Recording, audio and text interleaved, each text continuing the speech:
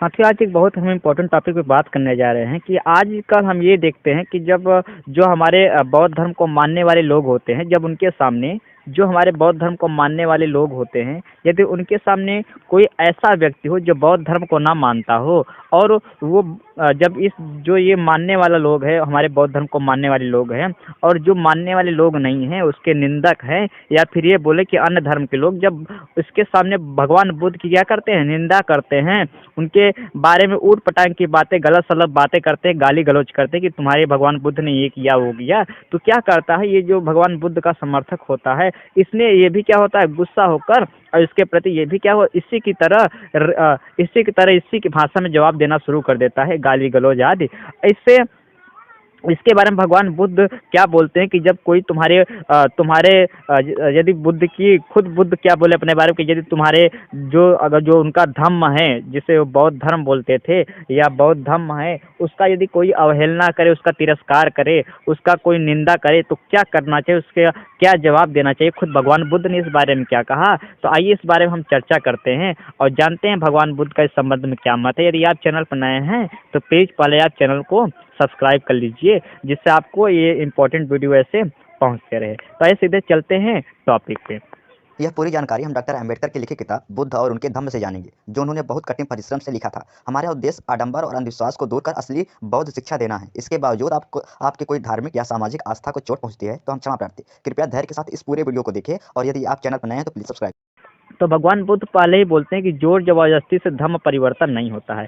किसी को जबरन गाली गलौज देकर या जबरन उसको मार पीट कर जो भगवान बुद्ध का है, जो धम्म है, उसका रास्ता आप उससे अपनवा नहीं सकते। यानी जबरन जो है धम्म परिवर्तन आप जो है उसके धम्म में शामिल नहीं कर सकते, भगवान बुद्ध को मानने के लिए मजबूर नहीं कर सकते। पहले ही लाइन भगवान बुद्ध बोल दी है। तो इसको एक छोटी सी कहानी के माध्यम से हम जानेंगे। तो साहब कहा जाता है कि एक बार 500 भिक्षुओं के महान भिक्षु संघ के साथ भगवान बुद्ध राजगृह और नालंदा के बीच सड़क पर जा रहे थे, और उसी समय अपने शिष्य ब्रह्मदत्त के साथ सुप्रिय प्रव्रजक भी राजगृह और नालंदा के बीच के महापथ पर चल रहा था।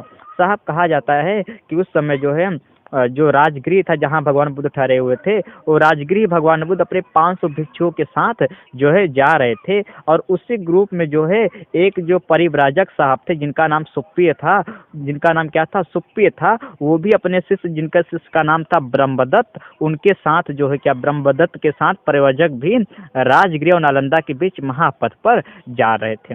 उस समय सुप्पी जो परिव्रजक नाना प्रकार से बुद्ध की निंदा कर रहा था। जो सुप्पी साहब थे उस समय बुद्ध की खूब निंदा कर रहे थे, उनके बारे में बुराइयां कर रहे थे, और धम्म की निंदा कर, जो उनका रास्ता है उसकी भी वे निंदा कर रहे थे, संघ की निंदा कर रहा था। लेकिन उसका जो शिष्य था तरुण ब्रह्मदत्त नाना प्रकार से बुद्ध की प्रशंसा कर रहा था। यानी जो गुरु था वो बुद्ध का क्या था, विरोधी था। जो गुरु था जिसका नाम सुप्रिय था वो बुद्ध का विरोधी था, और वो बुद्ध की निंदा कर रहा था, उनकी बुराइयां कर रहा था। लेकिन जो शिष्य था जिसका नाम ब्रह्मदत्त था, ये भगवान बुद्ध का अनुसरण कर रहा था, उनकी प्रशंसा कर रहा था। कुछ इस तरह की स्थितियाँ थी। साहब कहा जाता है कि लेकिन उसका शिष्य जो तरुण ब्रह्मदत्त था नाना प्रकार से बुद्ध की प्रशंसा कर रहा था, धम्म की प्रशंसा कर रहा था तथा संघ की प्रशंसा वो कर रहा था। इस प्रकार वे दोनों गुरु शिष्य परस्पर विरोधी मत प्रकाशित करते हुए भिक्षु संघ और तथागत के पीछे पीछे चल रहे थे। दोनों एक दूसरे की बुराइयां कर रहे थे और एक दूसरे के पीछे चल रहे थे।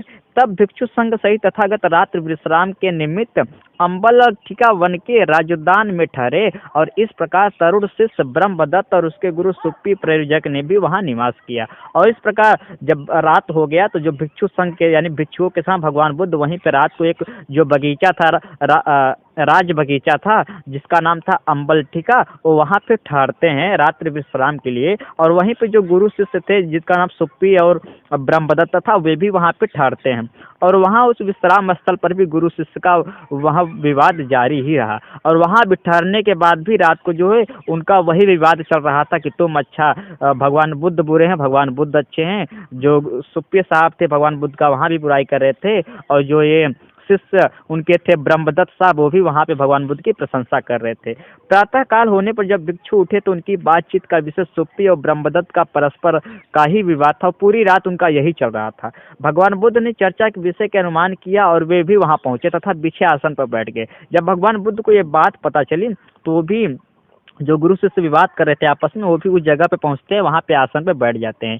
वहां पर बैठने पर उन्होंने पूछा, और बातचीत का विषय क्या है? भगवान बुद्ध उन दोनों से पूछते हैं कि आप लोग क्या बातचीत कर रहे हैं, चर्चा किस विषय की हो रही है? उन्होंने तथागत को सारी बात बता दी कि तब तथागत ने कहा, साहब, तो उसके जो शिष्य था ब्रह्मदत्त, उसने सारी बात बताई कि इस तरीके से हम जो है रात भर विवाद कर रहे थे, ये कह रहा था कि आप जो है गलत है, मैं कह रहा था कि आप सही हैं, इस तरह से पूरा विवाद रात भर चला है साहब, इस तरीके से।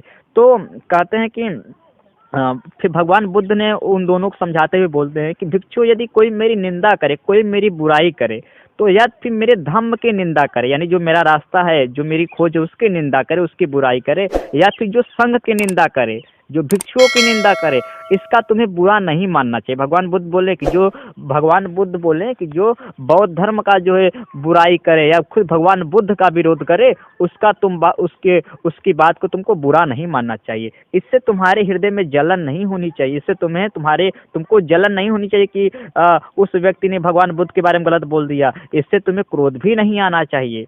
अब भगवान बुद्ध कारण देते हुए क्या बोलते हैं, यदि तुम इस कारण क्रोध को अपने मन में स्थान दोगे तो इससे तुम्हारी ही हानि है। यदि यदि जब कोई बुद्ध धम्म या संघ की निंदा करे और तुम उससे क्रोधी तथा उद्विग्न हो जाओ, तो क्या तुम इसका विचार कर सकोगे कि उसने जो कुछ कहा है वह ठीक कहा है या नहीं कहा है? भगवान बुद्ध बहुत ही सुंदर बात बोलते हैं, आप इस बात को समझिए। भगवान बुद्ध क्या बोलते हैं कि मान लेते हैं ये व्यक्ति जो है, ये जो व्यक्ति है, ये भगवान बुद्ध की क्या करे, खूब निंदा कर रहा है, उनकी गलतियां बता रहा है। और यदि आप इस बात से गुस्सा हो जाते हैं, तो साहब, जैसे ही हम गुस्सा हो जाते हैं तो हम सामने वाले व्यक्ति की भी मान लेते हैं, सामने वाली कोई तर्क दे रहा है कि इस वजह से मैं भगवान बुद्ध गलत थे, तो साहब यदि आप गुस्सा हो जाते हैं तो फिर इस तर्क का जवाब नहीं देते हैं, आप भी उसी की भाषा में उसको जवाब देने लगते हैं, जिससे ये होता है कि क्या पता ये गुस्से में ही क्यों न भगवान बुद्ध की क्यों न बुराई ही क्यों न कर रहा है,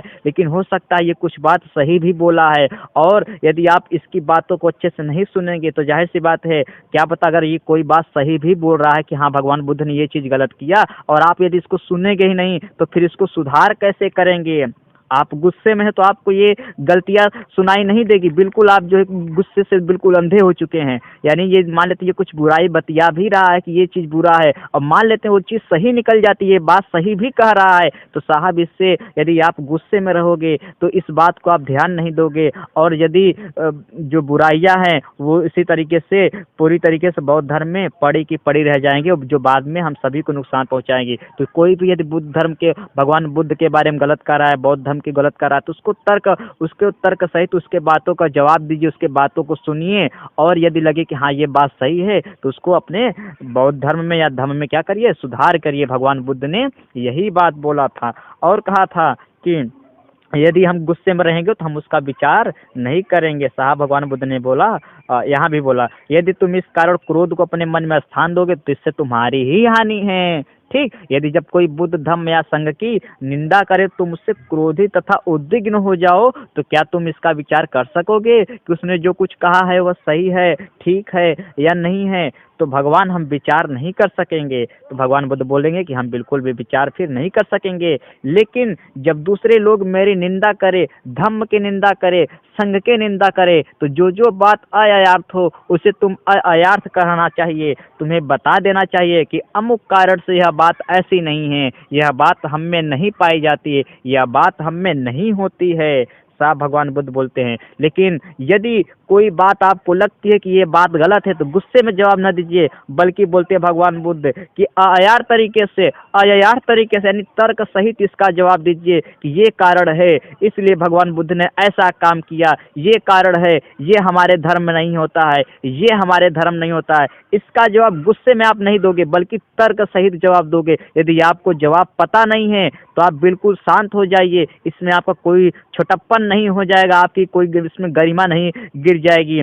आप आके फिर उस बात पे चिंतन करिए, उस पर मनन करिए, अध्ययन करिए, किताबों में पढ़िए, फिर आप अगले दिन फिर उसको जाइए और इस बात से उस विषय में चर्चा करिए, ना कि गुस्सा होकर उल-जुल तरीके से सफाई देने लगे कि नहीं भगवान बुद्ध ने इस बात के लिए सही किया है। आप तर्क सहित जो है उसका जवाब दीजिए, ना कि गुस्सा में, ऐसा भगवान बुद्ध ने कहा है। लेकिन भगवान बुद्ध बोलते हैं दूसरे लोग जो मेरी प्रशंसा भी कर सकते हैं, धम्म की प्रशंसा भी कर सकते हैं, संघ की प्रशंसा भी कर सकते हैं, तुम पूछोगे कि क्या वे क्या कहकर मेरी प्रशंसा कर सकते हैं। और जो भगवान बुद्ध की प्रशंसा भी कर रहे हैं उनको भी उनसे भी आप जाके पूछे कि आप क्यों कर रहे हैं, भगवान बुद्ध में ऐसी कौन सी बात आपको अच्छी लगी जिससे आप उनकी प्रशंसा कर रहे हैं। यानी ना आपको किसी की निंदा से आपको जलन होना चाहिए, न किसी की प्रशंसा का आपको खुशी होना चाहिए, बल्कि हर तरीकों को आप अपने तर्क विचार और विमर्श से जो है